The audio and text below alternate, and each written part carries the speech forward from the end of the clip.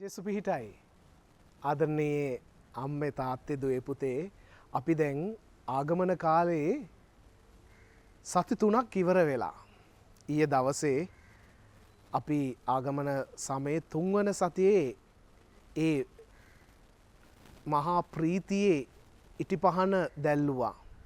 දකින්න ඇති පියතුමා රෝස පැහැති පූජා වස්ත්‍රයක් හැඳගෙන රෝස පැහැති ඉටිපන්දම පත්තු කරලා කිව්වා ප්‍රීති වෙන්න.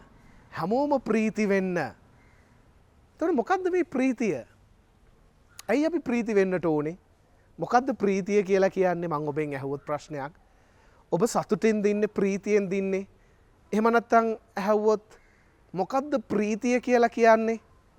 මොකද්ද ප්‍රීතිය කියන්නේ? අපි සමහරක් වෙලාවට ප්‍රීතිය කියලා හිතනවා මේ දුක නැති වෙන තැන, ප්‍රශ්නයක් නැති තැන, ප්‍රශ්නයක් නැතුව ජීවත් වෙන එක අපි හිතනවා ප්‍රීතිය කියලා.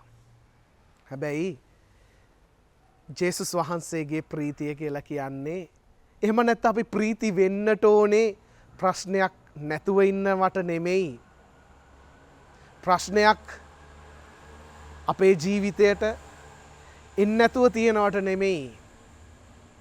අපි ප්‍රීති වෙන්න ඕනේ මොකටද? අපි ප්‍රීති වෙන්නට ඕනේ ජේසු අපිත් එක්ක ඉන්නවා කියන දෙයට. ජේසු අපිත් එක්ක ඉන්නවා. මම ප්‍රීති වෙන්නට ඕනේ God is near me.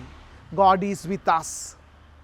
මාත් එක්ක මා සමග මගේ අසලින් උන්වහන්සේ ඉන්නවා කියන දෙයට තමයි මම ප්‍රීති වෙන්නට ඕනේ. මොකද හැම ප්‍රශ්නයකටම, හැම වේදනාවකටම, හැම ලෙඩ රෝගයකටම පිළිතුර අපි දන්නවා උන්වහන්සේත් එක්ක තියෙන්නේ කියලා.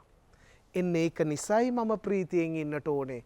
එතකොට මට ප්‍රශ්න තිබ්බත්, මට වේදනා තිබ්බත්, මට ලෙඩ රෝග තිබ්බත් මට බලාපොරොත්තුවක් තියෙනවා. මොකක්ද ඒ බලාපොරොත්තුව? ජේසුස් වහන්සේ මාත් එක්ක. උන්වහන්සේ මගේ අසලින් ඉන්නවා. ඒක නිසා මග තුල හැම තිස්සෙම ප්‍රීතිය තියෙන්නට ඕනේ.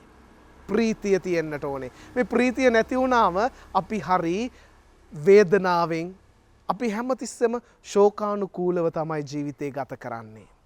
හැබැයි ජේසු අද කියනවා ප්‍රශ්න වේදනා හැම දෙයක් තුළම මතක තියාගන්න මම ඔබත් එක්ක ඉන්නවා. ඒක නිසා ප්‍රීති වෙන්න. මේ ආගමන කාලේ 3 වෙනි සතිය අද සඳුදා දවසේ ඉඳලා අපි ආරම්භ කරනවා. ඉතින් අද දවසේදී උන්වහන්සේගෙන් අහලා බලමු ස්වාමිනී ස්තුතිය ඔබ වහන්සේ මට ඔබ වහන්සේත් සමග ඉන්න දෙනවට. ඔබ වහන්සේ මගේ ළඟින්ම ඉන්න. ඔබ වහන්සේගේ ප්‍රීතිය මා තුළ ජනිත කරන්න. නිරන්තරයෙන් මේ ප්‍රීතිය තුළ අනිත් කෙනාවත් ප්‍රීතියෙන් තියන්නට අවශ්‍ය වරම් මට දෙන්න කියලා අපි යාඥා කරමු. සියලු දෙනාටම ජේසු පිහිටයි.